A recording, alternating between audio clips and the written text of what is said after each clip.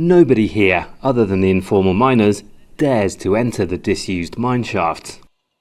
These mine rescue experts prepare a camera to find out what's below. Nobody else is allowed on the site, including volunteers from the miners' community who last lowered food a week ago. Police say the miners are refusing to come out. The gold seams here are about 2.5 kilometres deep. The camera's meant to show how the rescue operation should proceed.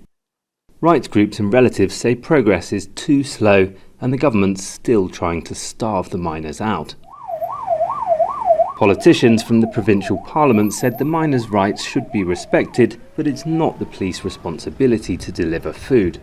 Some of them, it appears they do not want to come out. So at one point, and I want this to be on record, at one point, police will not expect them to be negotiating with criminals.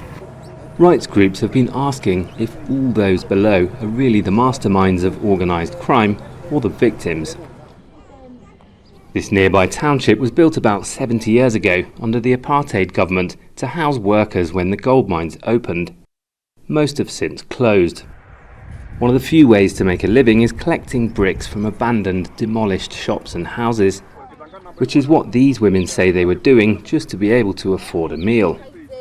Masontaha Saleboni told us her husband's been in the disused mine for 3 months.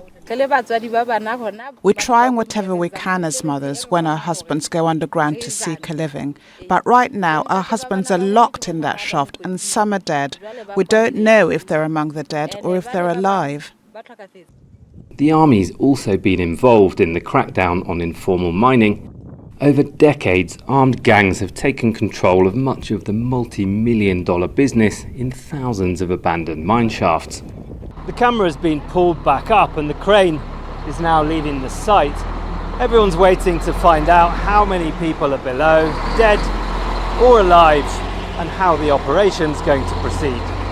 Miners' families say the crackdown's taking away their livelihoods and possibly their loved ones' lives.